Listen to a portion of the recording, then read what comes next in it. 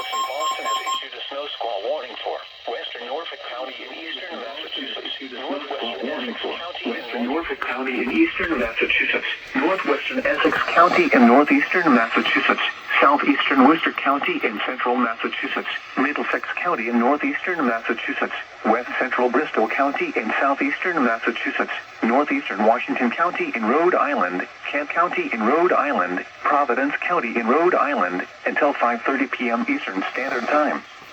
At 4:37 p.m. Eastern Standard Time, a dangerous snow squall was located along a line extending from near Townsend to Sprague, moving east at 40 miles per hour. Hazards include whiteout conditions, zero visibility in heavy snow and blowing snow, wind gusts up to 30 miles per hour, dangerous life-threatening travel. Interstates 495, 90 and 95 in Massachusetts and Rhode Island.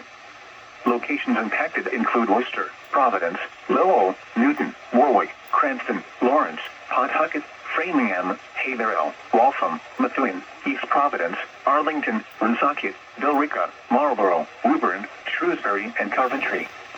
Consider avoiding or delaying travel until the snow squall passes your location. If you must travel, use extra caution and allow extra time.